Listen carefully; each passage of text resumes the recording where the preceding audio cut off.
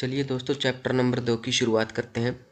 उससे पहले हम देख लेते हैं कि हमने चैप्टर नंबर 1 में क्या क्या पढ़ा था, जिससे हमारा थोड़ा सा रिवीजन हो जाएगा। अगर दोस्तों आपको चैप्टर नंबर फर्स्ट ठीक से समझ नहीं आया तो आप वीडियो को रोक कर या फिर एक बार दोबारा से फिर से देख सकते हैं ध्यान से, आपको सब कुछ समझ आ जाएगा।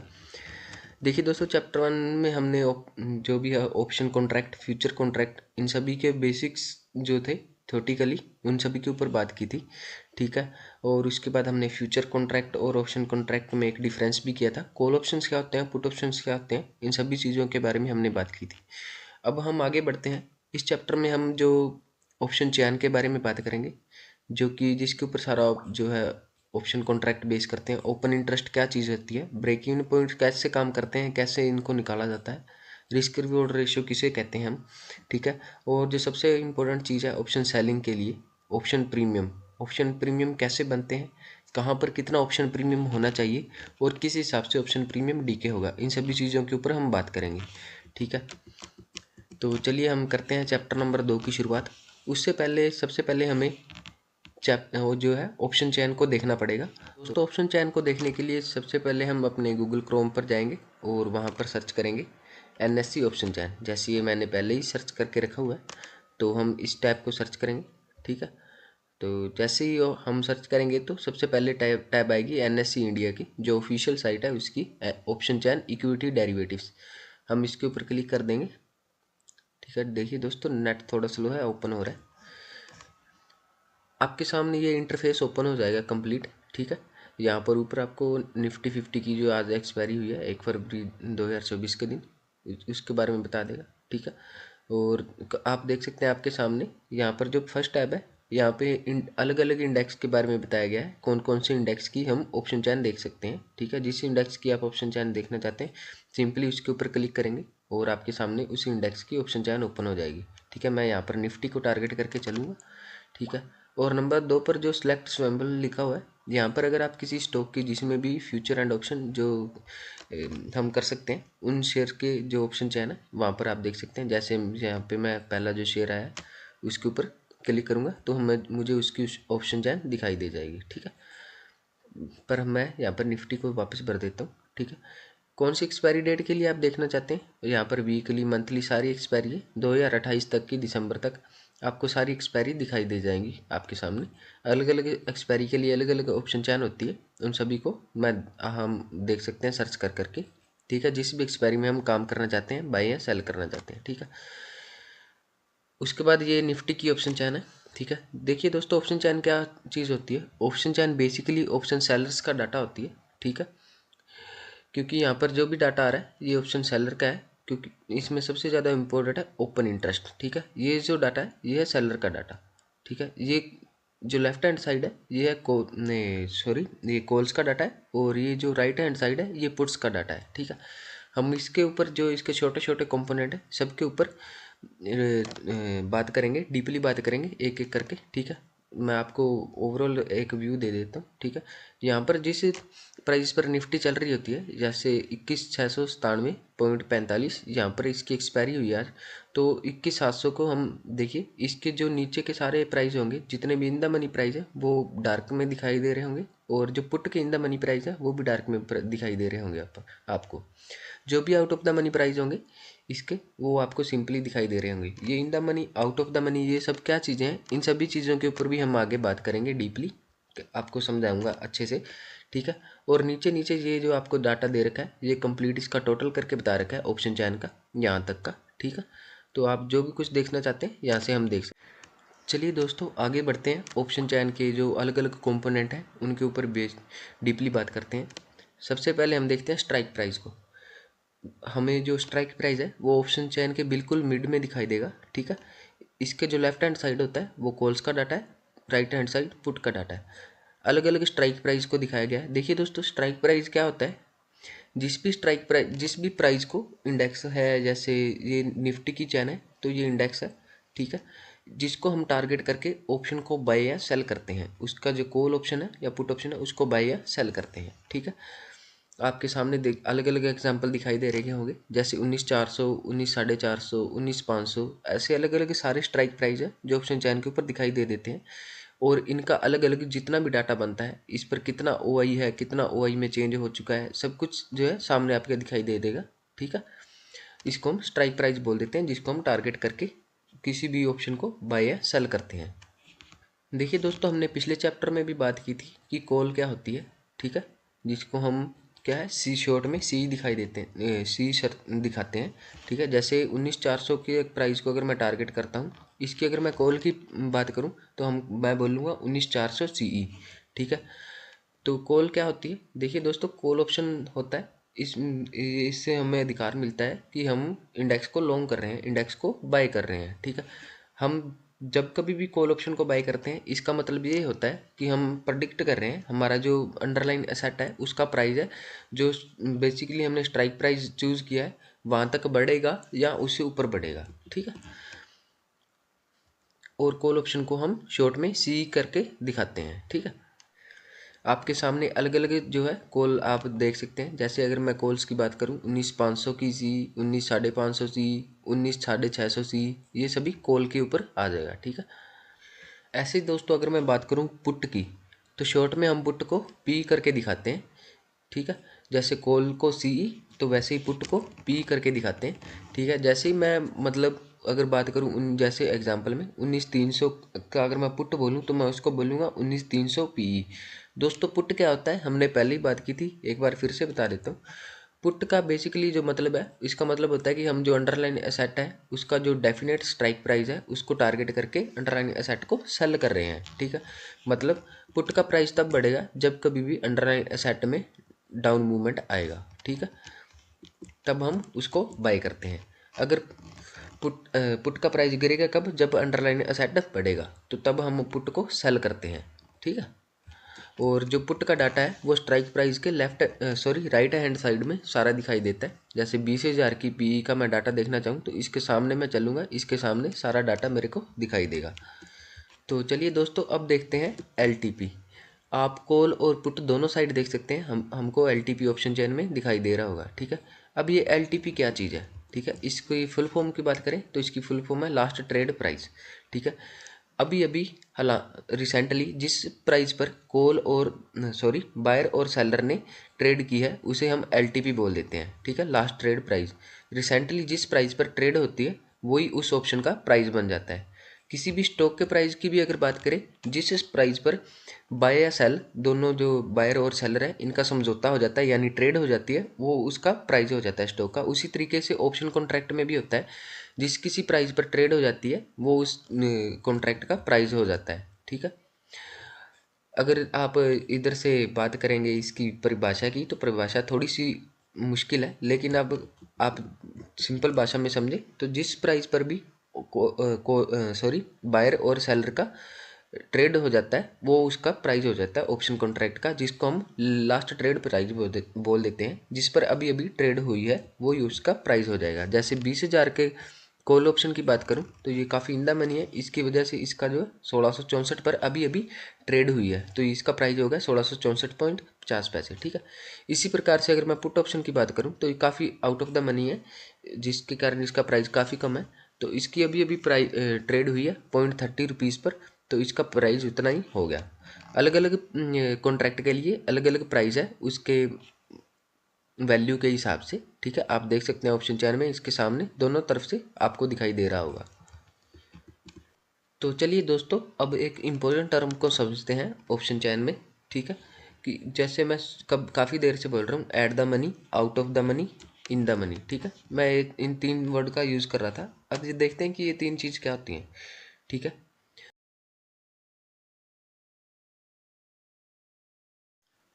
देखिए दोस्तों, मैं काफ़ी टाइम से दो तीन टर्म्स को यूज़ कर रहा हूँ, जैसे कि ATM, at the money price, out of the money price और इन द मनी प्राइस।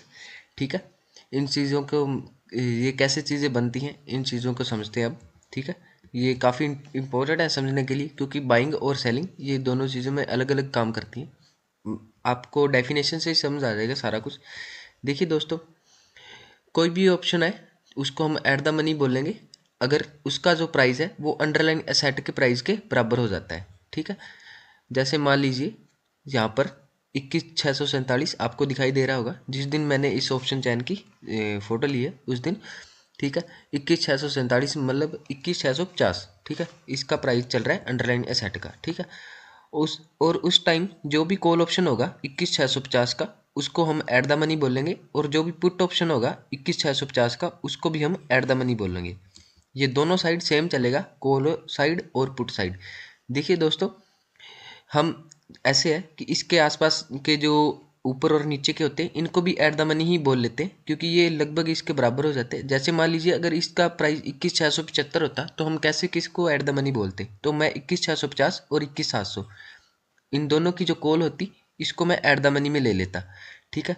और ऐसे ही जो पुट ऑप्शन में होता, अगर मान लीजिए 21,625 चल रही है तो मैं क्या करूँगा, 21,600 और 21,650 इन दोनों को ऐट द मनी बोल लूँगा, ठीक है।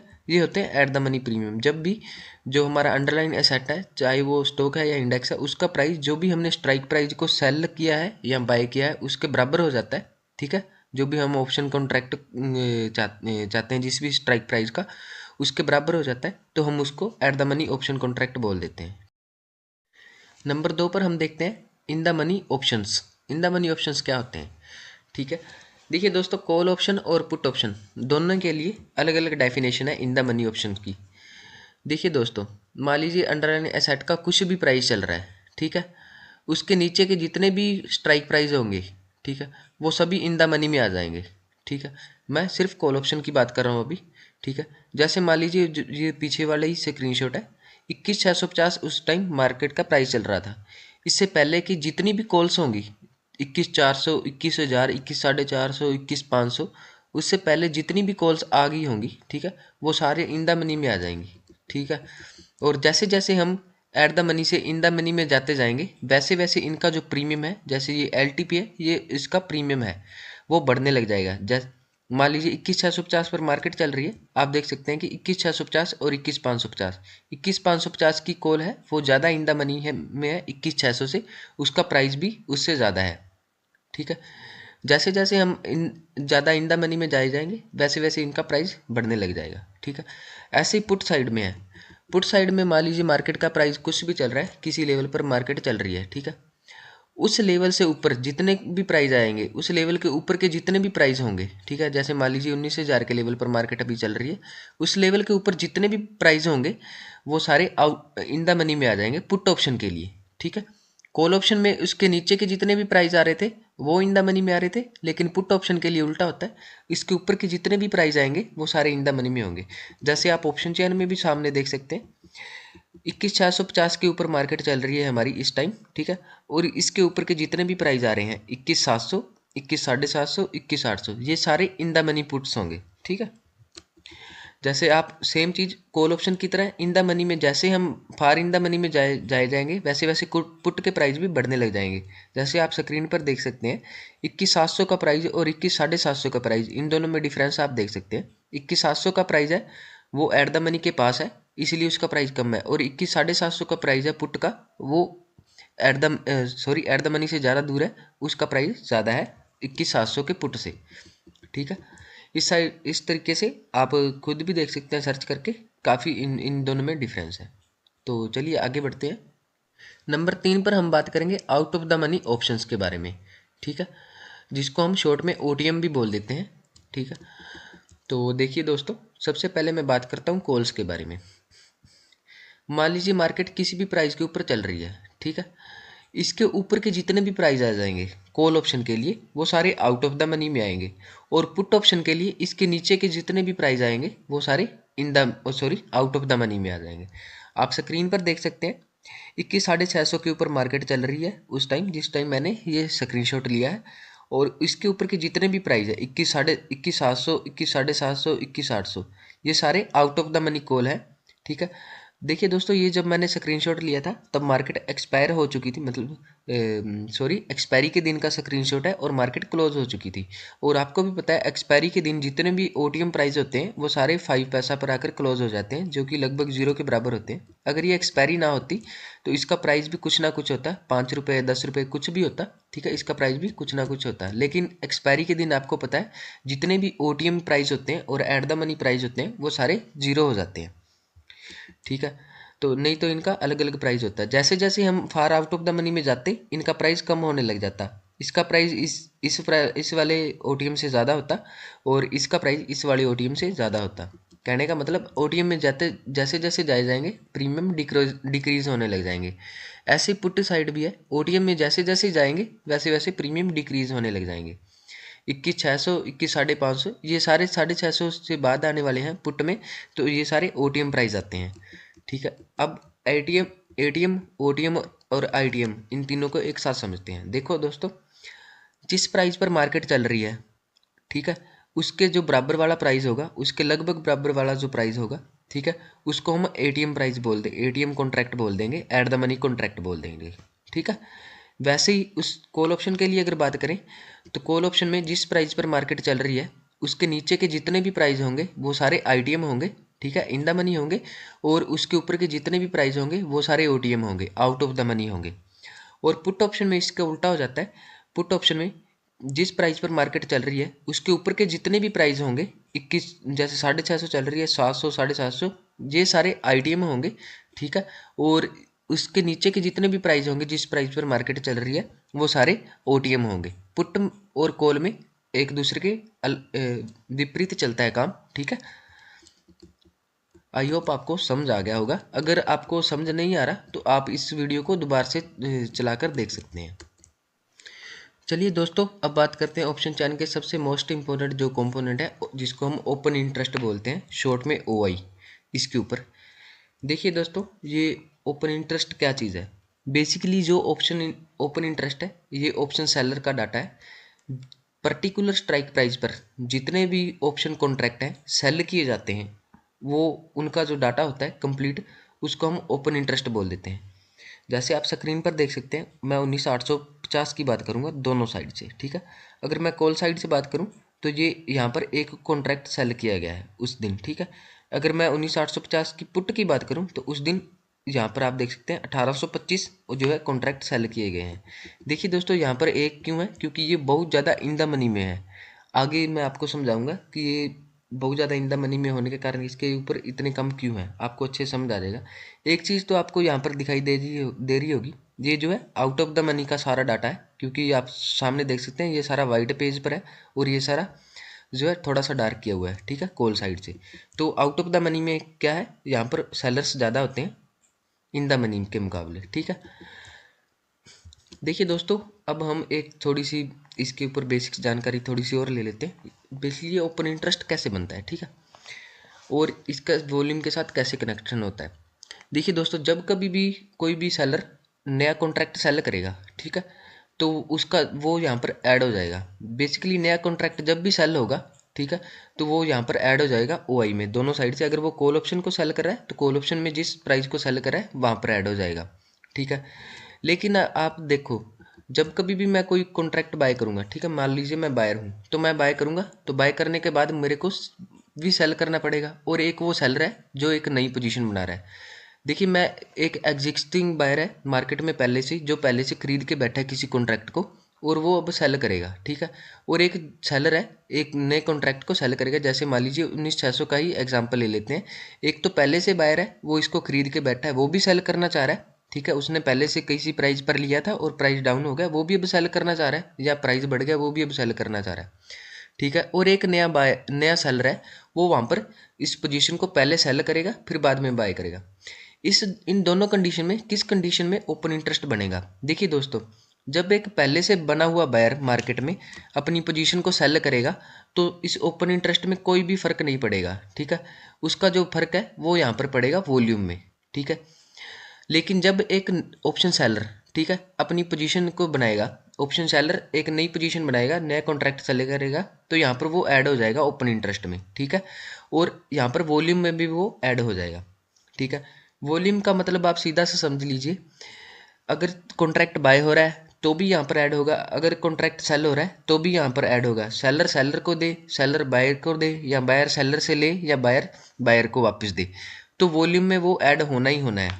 लेकिन अगर वो क्या नाम लेते हैं, अगर नया सेलर है, नई पोजीशन सेलिंग की बन रही है, तो वो ओपन इंटरेस्ट में ऐड होगा। अगर पहले से कोई बायर मार्केट में बना हुआ है अपनी पोजीशन बनाकर, वो अपनी पोजीशन को स्क्वायर ऑफ करा है या एग्जिट करा है, तो उसकी पोजीशन यहाँ पर ओपन इंटरेस्ट में ऐड नहीं होगी, ना ही कॉल ऑप्शन में और ना ही पुट ऑप्शन में। आई होप आपको समझ आ गया होगा, ठीक है।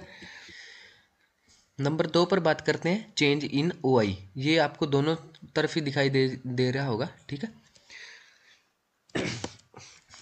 देखिए दोस्तों, ये वो डाटा है एक दिन में जितने भी कॉन्ट्रैक्ट यहाँ से हटाए गए हैं, ठीक है, जितने भी कॉन्ट्रैक्ट यहाँ से बदले हैं या फिर जितने भी कॉन्ट्रैक्ट यहाँ पर नए बने हैं, ठीक है, कितना आज के दिन चेंज हुआ है एक पर्टिकुलर स्ट्राइक प्राइस पर, उसका डाटा है ओपन इंटरेस्ट में, ठीक है। वॉल्यूम को आपने अच्छे से समझ लिया।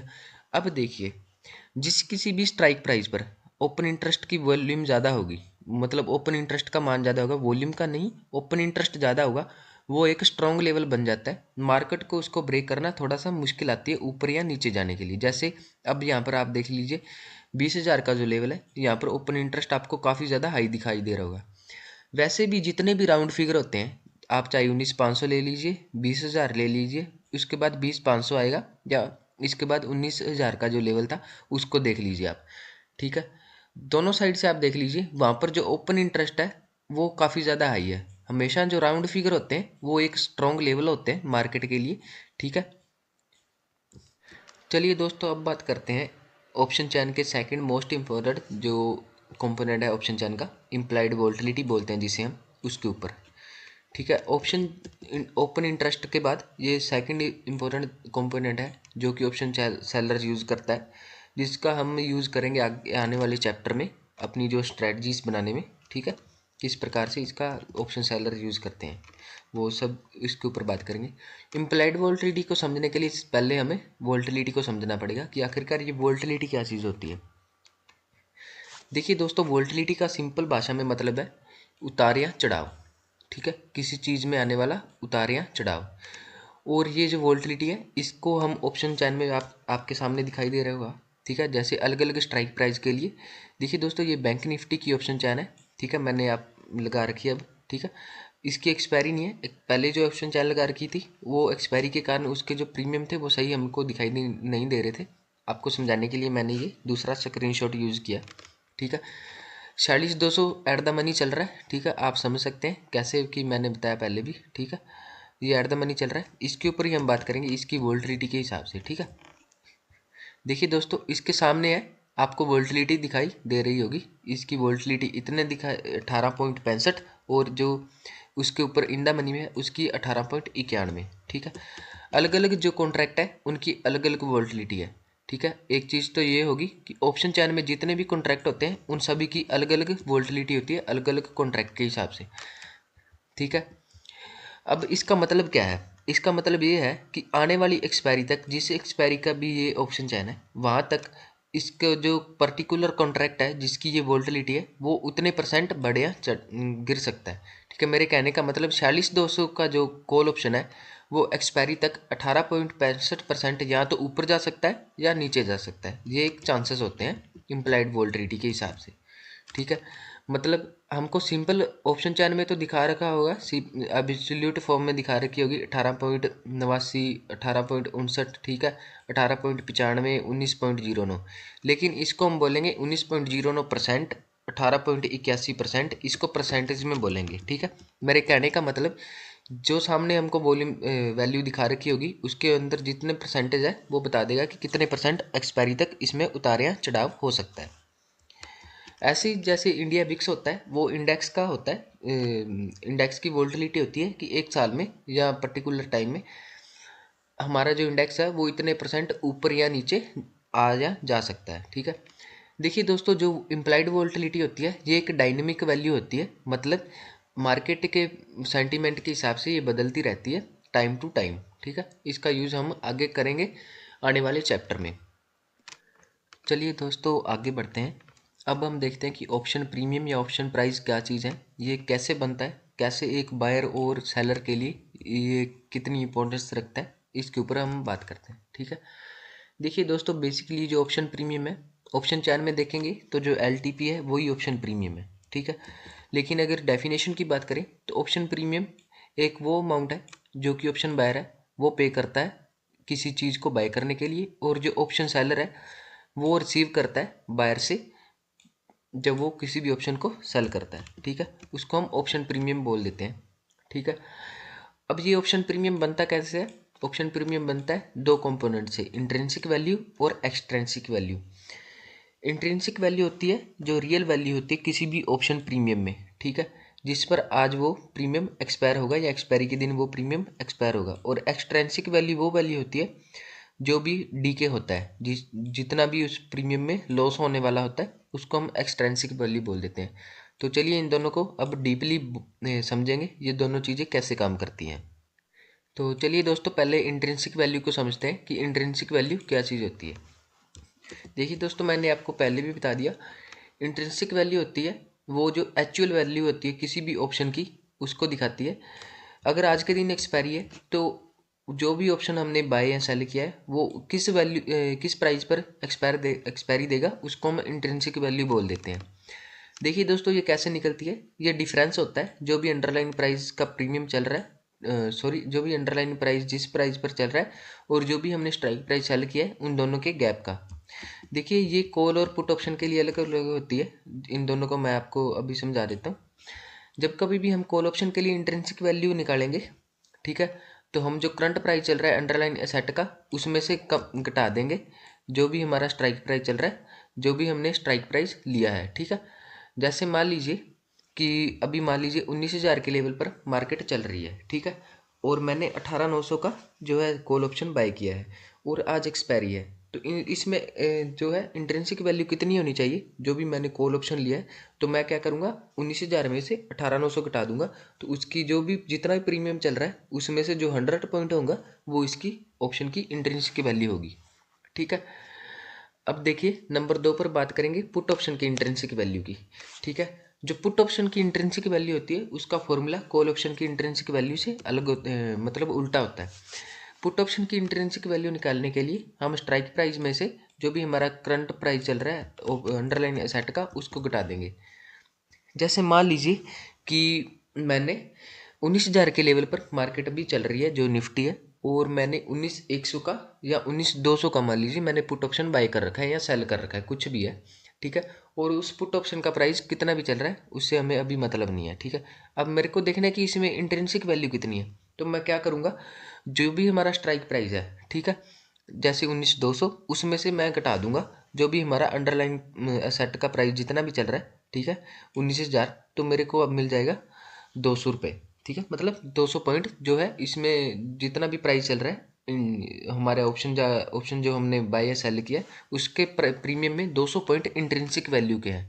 अगर मान लीजिए उस दिन एक्सपायरी है और मार्केट 19,000 के लेवल पर एक्सपायरी दे देती है, तो जो 19,200 का पुट है वो 200 पॉइंट पर जाकर एक्सपायरी देगा। ये इसकी एब्सोल्यूट वैल्यू होती है कि एक्सपायरी के दिन जिस प्रीमियम पर जो भी हमारा ऑप्शन कॉन्ट्रैक्ट है एक्सपायरी देगा वो जितने प्राइस पर एक्सपायरी देगा वो उसकी इंट्रिंसिक वैल्यू होती है। इसको हम पहले भी निकाल सकते हैं, वो मैंने बता दिया कैसे।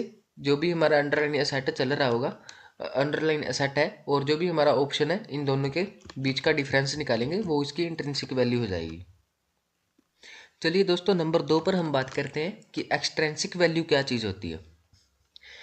देखिए दोस्तों, जो भी एक्सट्रिंसिक वैल्यू होती है इसको हम टाइम वैल्यू भी बोल देते हैं, क्योंकि इसकी जो वैल्यू होती है एक्सट्रिंसिक वैल्यू, ये टाइम के अकॉर्डिंग कम होने लग जाती है। जैसे जैसे हमारा एक्सपायरी का टाइम नज़दीक आता जाएगा वैसे वैसे इसकी जो है टाइम वैल्यू कम होने लग जाएगी, एक्सट्रिंसिक वैल्यू कम होने लग जाएगी, इसीलिए हम इसको टाइम वैल्यू बोल देते हैं, ठीक है। इसका डिटरमाइन कैसे करते हैं, इसको जो निकालते हैं वो निकालते हैं जितना भी टाइम हमारा एक्सपायरी में बचा है या उसके आईवी से या अंडरलाइन एसेट की जो अदर फैक्टर होते हैं, जैसे मान लीजिए कोई भी इंटरेस्ट रेट आ गई उसके हिसाब से एक्सट्रिंसिक वैल्यू को निकाला जाता है, ठीक है। अगर मार्केट में वोल्टिलिटी है तो एक्सट्रिंसिक वैल्यू ज़्यादा भी हो जाती है जिसकी वजह से प्रीमियम ऊपर या नीचे होते रहते हैं, ठीक है। जितना ज़्यादा एक्सपायरी में टाइम बचा होगा उतनी ज़्यादा ही किसी भी ऑप्शन की इंट्रिंसिक वैल्यू एक्सट्रिंसिक वैल्यू होगी। अब देखिए दोस्तों, जब भी एक्सपायरी का टाइम आता है, ठीक है, जब मार्केट मान लीजिए एज एक्सपायरी है और मार्केट क्लोज हो गई है या क्लोज होने वाली है, तो उस टाइम जो एक्सट्रिंसिक वैल्यू होती है टाइम वैल्यू उसकी वैल्यू ज़ीरो हो जाती है। इसी के कारण ही जितने भी out of the money price होते हैं उन सभी का प्रीमियम है वो ज़ीरो हो जाता है। आगे मैं समझाऊंगा कैसे। उससे पहले हम देखते हैं कि टाइम वैल्यू को कैसे निकालते हैं। ठीक है, एक्सट्रिंसिक वैल्यू को, जितना भी हमारा ऑप्शन का प्रीमियम होगा उसमें से जब भी हम इंट्रिंसिक वैल्यू को घटाएंगे तो वो हमारी टाइम वैल्यू हो जाएगी। जैसे मैंने पहले भी एग्जांपल दिया था कि मार्केट, मान लीजिए मैं कॉल ऑप्शन बाय करता हूँ, 19,000 के लेवल पर चल रही है, ठीक है, और आज एक्सपायरी है, ठीक है। तो मैंने क्या ही किया, उन 18,900 की कॉल ऑप्शन बाय की, मान लीजिए उसका प्रीमियम 110 रुपये चल रहा है उस टाइम, ठीक है। तो अब मैंने इसमें टाइम वैल्यू का पता लगाना है, ठीक है। तो मैं क्या करूँगा, जितना भी हमारा ऑप्शन प्रीमियम चल रहा है उसमें से इंट्रिंसिक वैल्यू को घटा दूंगा। ऑप्शन प्रीमियम है 110 रुपये, उसमें से इंट्रिंसिक वैल्यू घटाऊंगा मैं 100 रुपीज़, ठीक है। तो मेरे पास 10 पॉइंट जो बचेंगे, 10 रुपये, वो बच जाएगी टाइम वैल्यू। ये टाइम वैल्यू है। अगर मान लीजिए मार्केट इसी लेवल पर, जिस लेवल पर अभी मार्केट चल रही है 19,000 के लेवल पर, एक्सपायरी दे देती है, तो ये जो ऊपर वाली 10 पॉइंट है ये सारे डीके में चले जाएंगे, जो कि ऑप्शन सेलर की जेब में जाते हैं, ठीक है। इसी को ही हम थीटा डीके या टाइम डीके बोलते हैं। चलिए दोस्तों, अब बात करते हैं जितने भी की पॉइंट्स हैं जो हमें ऑप्शन प्रीमियम के लिए याद रखने चाहिए। देखिए दोस्तों, इंट्रिंसिक वैल्यू होती है वो अवेलेबल होती है only in the money option में। ऐसा मैं क्यों बोल रहा हूँ, देखिए दोस्तों, मैं आपको एक एग्जांपल से समझाता हूँ, ठीक है। मान लीजिए 19,000 के लेवल पर अभी मार्केट है, वो चल रही है 19,000 के लेवल पर, ठीक है। इसके नीचे की कॉल ऑप्शन की बात करता हूँ, सिर्फ कॉल ऑप्शन के एग्जांपल से आपको समझ आ जाएगा, ठीक है। इसके नीचे की जितनी भी कॉल होगी, यहाँ पर 19,000 का लेवल है, इसके नीचे की जितनी भी कॉल है 18,900, 18,800, ये सारी इन द मनी कॉल है। और इसके ऊपर की जितनी भी कॉल्स है 19,100, 19,200, 19,300, ये सारे out of the money calls हैं, ठीक है। अब मान लीजिए 19,000 के लेवल पर मार्केट है और मैं पहले 18,900 की कॉल की इंट्रिंसिक वैल्यू निकालूंगा, ठीक है। कैसे निकालूंगा, 19,000 में से 18,900 कम करूंगा तो 100 पॉइंट आएगा, ये इसकी इंट्रिंसिक वैल्यू हो जाएगी। अब मान लीजिए कि मैं एक आउट ऑफ द मनी जो प्रीमियम है, आउट ऑफ द मनी जो ऑप्शन कॉन्ट्रैक्ट है उसकी इंट्रिंसिक वैल्यू निकालूंगा। मैं निकालूंगा 19,200 की, ठीक है, यहाँ पर 19,200 है, ठीक है। तो मैं कैसे निकालूंगा, वही सेम प्रोसेस। कॉल ऑप्शन के लिए क्या फॉर्मूला होता है कि जो भी हमारा अंडरलाइन प्राइस असेट है उसका प्राइस माइनस जो भी हमने स्ट्राइक प्राइस सेल किया है या बाय किया है उसका प्राइस, ठीक है। तो मैं 19,000 में से 19,200 घटाऊंगा तो कितनी वैल्यू होगी, -200 पॉइंट। देखिए दोस्तों, ये चीज़ आपको भी पता है, चाहे वो मनी है या प्रीमियम है, वो माइनस में नहीं होगा, ठीक है। तो अगर उसका मान माइनस में आ रही है, उसकी वैल्यू माइनस में आ रही है, तो हम उसको ज़ीरो मानेंगे। आप समझ गए होंगे कि मैं क्या क्या कहना चाहता हूँ, कि आउट ऑफ द मनी में जितने भी प्रीमियम होंगे उन सभी की जो इंट्रिंसिक वैल्यू होगी वो ज़ीरो होगी। कैसे होगी वो आप इस एग्जांपल से समझ सकते हैं।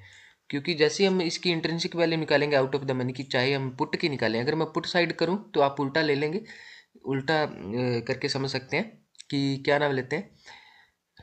जैसे मान लीजिए सेम 19,000 के लेवल पर मार्केट चल रही है, उसके बाहर के अंदर के जितने प्रीमियम होंगे, मान लीजिए 18,700 है, वो आउट ऑफ द मनी में होगा, मैं उसकी वैल्यू निकालूंगा सेम वही, कि 18,700 माइनस 19,000, ठीक है। तो वो -300 पॉइंट, लेकिन पुट के लिए भी ऑप्शन नेगेटिव में नहीं जाएगा तो उसको भी हम जीरो मानेंगे।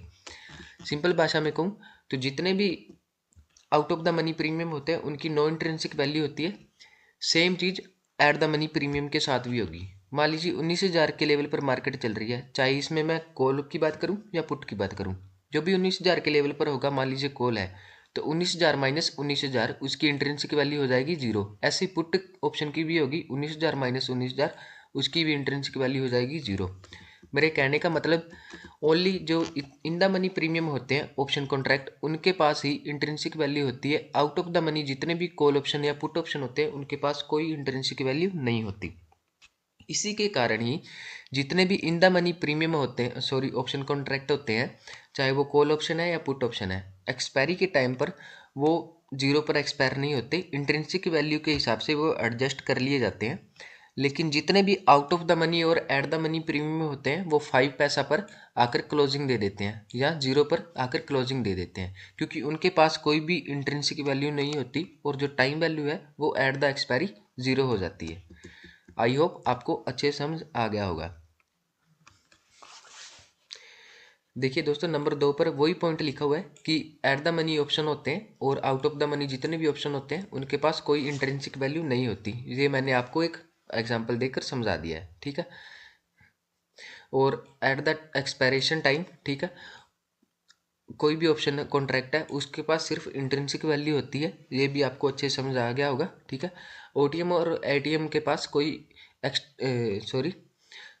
एक्सट्रेंसिक वैल्यू होती है, कोई इंट्रिंसिक वैल्यू नहीं होती, और एक्सट्रेंसिक वैल्यू का जो मान है वो एक्सपायरी के टाइम पर जीरो हो जाता है। मान लीजिए आज के दिन एक्सपायरी है, तो सुबह के दिन ओटीएम का भी कुछ ना कुछ प्राइस होता है, चाहे वो 10 रुपये है, 30 रुपये है, 20 रुपये है। आउट ऑफ द मनी जितना ज़्यादा मतलब एट द मनी के पास होगा उतना ज़्यादा प्राइस होगा, जैसे जैसे उससे दूर जाने लग जाएगा उसका प्राइस भी कम होने लग जाएगा। और at the time of expiry उसकी एक्सट्रेंसिक वैल्यू होती है वो भी जीरो हो जाती है। देखिए दोस्तों, अगर आपको ये कॉन्सेप्ट समझ में नहीं आया तो आप वीडियो को पीछे करके दोबारा से भी देख सकते हैं, आपको आसानी से समझ आ जाएगा। अब ये जो ऑप्शन प्रीमियम है इसका यूज़ हम ऑप्शन सेलिंग में कैसे करते हैं। देखिए दोस्तों, मैं मान लीजिए कोई भी पोजीशन बनाता हूँ, तो सुबह के दिन मान लीजिए मैंने पोजीशन बनानी है, तो मेरे को प्रीमियम देखकर पहले ही पता चल जाना चाहिए कि उसमें इतने पॉइंट डीके होने के लिए बचे हैं किसी भी कॉन्ट्रैक्ट में, तो मैं उसी के हिसाब से उसको सेल करूँगा। मान लीजिए मैंने दोनों साइड से, जिसको हम आयरन काउंटर पोजीशन बताते हैं, वो बना रखी है, तो मेरे को एडजस्टमेंट नहीं करनी पड़े उसके बिना ही मैं उसका डीके खाना चाहता हूँ, अगर मान लीजिए रिस्क फ्री रहना चाहता हूँ, तो मैं आउट ऑफ द मनी में सेल करके दोनों साइड से बैठ जाऊँगा।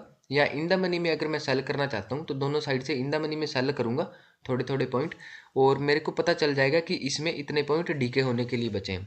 देखिए अभी ये जो वर्ड्स हैं आपके लिए थोड़े हार्ड होंगे, आगे आगे जैसे हम बढ़ते जाएंगे तो आपका लेवल भी उठने लग जाएगा, आपको समझ आना लग जाएगा कि मैं क्या बोल रहा हूँ। चलिए दोस्तों, अब एक और इम्पोर्टेंट टर्म के ऊपर बात करते हैं जिसको हम बोलते हैं ब्रेक इवन पॉइंट, ठीक है। देखिए दोस्तों, अगर आप कोई भी ऑप्शन सेल या बाय कर रहे हैं, ठीक है, तो आपको इसके बारे में पता चलना चाहिए कि आपका ब्रेक इवन पॉइंट कहाँ पर बन रहा है। अगर सिंपल डेफिनेशन में समझाऊं, अगर इस डेफिनेशन पर आप जाओगे तो आपके तोते भी उड़ सकते हैं क्योंकि आपको समझ नहीं आएगा। और ये जो दोनों डेफिनेशन है ये बाइंग को टारगेट करके बताई गई हैं, ठीक है, लेकिन मैं आपको एक सिंपल वे में एग्जांपल देकर समझाऊंगा जिससे आपको ये दोनों भी समझ में आ जाएंगी, इसको हम बाद में पढ़ेंगे, ठीक है। देखिए दोस्तों, ब्रेक इवन पॉइंट एक ऐसा पॉइंट होता है जिसके ऊपर या नीचे जाने पर मार्केट आपका लॉस होना शुरू हो जाता है। देखिए दोस्तों, अब मैंने बोल दिया कि एक ऐसा पॉइंट है जिसकी अगर मार्केट ऊपर भी जाएगी तो भी लॉस है, नीचे जाएगी तो भी लॉस है। ऐसे नहीं बोल रहा, इसका मतलब ऐसे है कि मार्केट मान लीजिए यहाँ पर है, तो यहाँ पर एक पॉइंट होगा जिसके ऊपर जाने पर भी आपका लॉस होगा, और यहाँ पर एक पॉइंट है जिसके नीचे जाने पर भी आपका लॉस हो सकता है। मतलब मैं 2 पॉइंट्स की बात कर रहा हूँ, ना कि एक पॉइंट की, ऐसे तो आपको कभी प्रॉफिट ही नहीं होगा फिर, है ना। तो अब देखिए, ये जो कंडीशन बन रही होगी ये कॉल साइड बन रही होगी, या ये जो कंडीशन बन रही होगी ये पुट साइड बन रही होगी, दोनों की पोजीशन की एक साथ बात कर रहा था मैं, ठीक है। अब मान लीजिए मैं आपको एक एग्जांपल देता हूँ, उससे आपको अच्छे से समझ आ जाएगा कि ब्रेक इवन पॉइंट कैसे बनते हैं। देखिए दोस्तों, मान लीजिए कि मैंने कोई कॉल ऑप्शन बाय किया है 19,000 की स्ट्राइक का, ठीक है, और उस टाइम जो मार्केट का प्राइस चल रहा है वो 19,100 चल रहा है, ठीक है। 19,100 के लेवल पर मार्केट है वो ट्रेड कर रही है, ठीक है। और इसका जो प्रीमियम है उस टाइम 120 है। मेरे कहने का मतलब 100 पॉइंट मैं इन द मनी में बैठा हूँ पहले ही, ठीक है। 19,100 के लेवल पर मार्केट है, 100 पॉइंट मैं इन द मनी बैठा हूँ, और उसकी जो स्ट्राइक है उसका जो प्राइस है वो चल रहा है 120। मेरे कहने का मतलब इस जो प्रीमियम में है वो है 100 पॉइंट इंट्रिंसिक वैल्यू, जिसके बारे में हमने पहले ही बात की थी, और प्लस 20 पॉइंट जो है वो है एक्सट्रेंसिक वैल्यू, मतलब टाइम वैल्यू जो कि डीके होने वाली है। लेकिन मैंने इसको बाय किया है 19,100 के लेवल पर, ठीक है। अब मान लीजिए मेरा इसमें ब्रेकिंग पॉइंट कैसे बनेगा, ठीक है। अगर मान लीजिए at the time of expiry मैंने पोजीशन बनाकर छोड़ दिया, मार्केट 19,120 के ऊपर एक्सपायरी दे देती है। मान लीजिए मार्केट 19,120 के ऊपर ही 120 के लेवल पर ही एक्सपायरी दे देती है, मार्केट का एक्सपायरी के टाइम जो वैल्यू आई है वो है 19,120। उस सिनेरियो में अब आप देख सकते हैं कि ना मेरा लॉस होगा ना मेरा प्रॉफिट होगा, ओवरऑल जीरो होगा, क्योंकि 19,120 और 19,000 के लेवल जो मेरा ऑप्शन है उन दोनों के बीच का जो गैप है वो है 120 पॉइंट का, ठीक है। इसका मतलब जो मेरा ऑप्शन होगा ये 19,000 का, ये भी 120 के लेवल पर एक्सपायरी देगा, यहाँ पे मेरा कोई लॉस नहीं होगा, ठीक है। अगर मान लीजिए मार्केट 19,000 के लेवल पर 19,100 के लेवल पर ही एक्सपायरी दे देती है, ये जो ऊपर का 20 रुपये प्रीमियम है ये उड़ जाएगा, क्योंकि इन दोनों के बीच का जो गैप होगा वो होगा 100। इसी हिसाब से जो इसके कॉन्ट्रैक्ट है वो एक्सपायरी देगा 100 के लेवल पर, ठीक है, मतलब 100 रुपये प्रीमियम पर। ऊपर वाला जो 20 रुपये प्रीमियम है वो उड़ जाएगा। मेरे कहने का मतलब, जब मैं ऑप्शन को बाय करता हूँ, ठीक है, कॉल ऑप्शन को, उसमें जिस स्ट्राइक प्राइस को मैंने बाय किया है उसमें मैं अपने प्रीमियम को जोड़ देता हूँ, ठीक है, जिस प्रीमियम पर मैंने किसी भी कॉल ऑप्शन को बाय किया है। इससे पहले मैं इन सभी को हटा देता हूँ, ठीक है, आपको अच्छे समझ आ जाएगा, थोड़ी सी जगह खाली हो जाएगी, ठीक है। चलिए दोबारा से शुरू करते हैं, ठीक है। मतलब कॉल ऑप्शन के सी में जब मैं कॉल ऑप्शन बाय करता हूँ तो जिस प्रीमियम पर मैंने उसको बाय किया है, ठीक है, उसमें मैं अपना जो क्या नाम लेते हैं, जिस प्रीमियम पर मैंने बाय किया है और जिस ऑप्शन को मैंने बाय किया है, ठीक है, उन दोनों को मैं आपसी में ऐड कर देता हूँ। तो मेरा जो भी प्रीमियम आ रहा है, जो भी मेरे पास वैल्यू आ रही है, वो मेरा एक ब्रेक इवन पॉइंट है। अगर 120 के ऊपर मार्केट एक्सपायरी दे देती है, जितने भी पॉइंट ऊपर एक्सपायरी देगी वो मेरा प्रॉफिट होगा, और इससे नीचे अगर मार्केट एक्सपायरी देती है तो मेरा लॉस होगा। मेरे कहने का मतलब 19 से 120 के ऊपर मेरा प्रॉफिट है और 19 से 120 के नीचे मेरा लॉस है। ये मेरा बन गया call side break even point. अब देखिए दोस्तों, हम पुट ऑप्शन के केस पर भी बात कर लेते हैं। मान लीजिए मार्केट सेम 19,000 के लेवल, 18,900 के लेवल पर मान लीजिए मार्केट इस टाइम ट्रेड कर रही है, और मैंने 19,000 की स्ट्राइक का जो है पुट ऑप्शन बाय कर लिया है, ठीक है, और उसका जो प्रीमियम है वो 120 रुपये ही चल रहा है। अब इस हिसाब से जो इसका फॉर्मूला बनेगा स्ट्राइक प्राइस का, ब्रेक इवन पॉइंट का, जो पुट ऑप्शन के लिए वो उल्टा होता है कॉल ऑप्शन से। इसमें हम स्ट्राइक प्राइस में से ऑप्शन प्रीमियम को घटा देते हैं। मैं 19,000 में से 120 घटाऊंगा तो मेरा आ जाएगा 18,880। देखिए दोस्तों, अगर 18,880 के ऊपर ही मार्केट एक्सपायरी दे देती है, एक्सपायरी के टाइम वैल्यू आती है 18,880, तो मेरा नो लॉस नो प्रॉफिट होगा, क्योंकि 120 रुपये उसकी एक्सट्रिंसिक वैल्यू इंट्रिंसिक वैल्यू बनेगी, और वो 120 रुपये प्रीमियम पर ही एक्सपायरी दे देगा जो भी हमारा 19,000 का पुट है, ठीक है।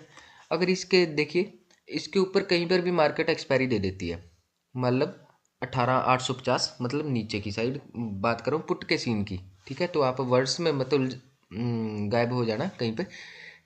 मान लीजिए मार्केट 18,850 के ऊपर एक्सपायरी दे देती है, ठीक है, तो यहाँ पे जो ऊपर के 30 पॉइंट आए हैं वो मेरे प्रॉफिट होंगे 18,880 से 18,850। लेकिन अगर मान लीजिए मार्केट इसके 18,880 के नीचे कहीं पर भी एक्सपायरी दे देती है, मान लीजिए 18,950, ठीक है, तो इसकी जो प्रीमियम है वो घटकर हो जाएगा 50 पॉइंट एक्सपायरी के टाइम पर, वहाँ पे मेरा लॉस हो जाएगा। मेरे कहने का मतलब 880 एक ऐसा पॉइंट बन रहा है पुट के केस में जिसके नीचे जाने पर मेरा प्रॉफिट या लॉस हो रहा है, ठीक है, नीचे या ऊपर जाने पर मेरा प्रॉफिट या लॉस हो रहा है। पुट ऐसे ही सेलिंग साइड भी बनता है पुट और कॉल दोनों के सीन में, कि एक ऐसा पॉइंट होगा जिसके ऊपर या नीचे जाने पर हमारा लॉस या प्रॉफिट होगा, ठीक है। देखिए दोस्तों, ब्रेक इवन को समझने के लिए हम इस चार्ट पर बात करते हैं।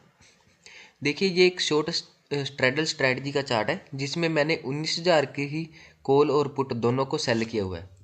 ये एक सेलिंग की, जब हम सेलिंग करते हैं उस टाइम बनता है इस तरीके का चार्ट, जब हम शॉर्ट स्ट्रैडल स्ट्रैटेजी को यूज़ करते हैं। इसके ऊपर स्ट्रैटेजी के ऊपर हम आगे बात करेंगे कंप्लीटली, ये मैंने यहाँ पर समझाने के लिए आपको लगाया। ये जो ये वाली साइड है ये कॉल ऑप्शन के लिए है, और ये जो ये वाली साइड है ये पुट ऑप्शन के लिए। सेम सेम ही स्ट्राइक है 19,000 की, और सेम ही प्रीमियम है 120 रुपये का। देखिए दोस्तों, जब हम सेल करते हैं हमारा लॉस किस तरीके से होता है, अगर प्रीमियम बढ़ता है तब लॉस होता है। देखिए यहाँ तक है, इसका जो मार्केट है वो expiry at the time of expiry 19 से 120 के नीचे नीचे है। जब तक 19 से 120 के नीचे रहेगी हमारा प्रॉफिट रहेगा, लेकिन कहाँ तक, जब तक 18,880 के नीचे 18,880 के ऊपर तक रहेगी, ठीक है। ये जो है पुट साइड है, तब हमारा पुट साइड से लॉस होना शुरू हो जाएगा।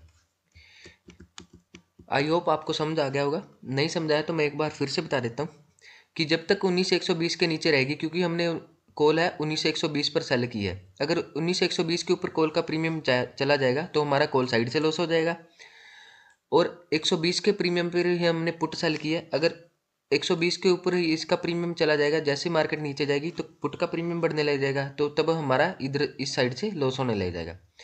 ये जो हमारा क्या नाम लेते हैं पॉइंट बन रहा है ब्रेक इवन पॉइंट, ये कॉल साइड से बन रहा है, और ये जो हमारा ब्रेक इवन पॉइंट बन रहा है ये पुट साइड से बन रहा है।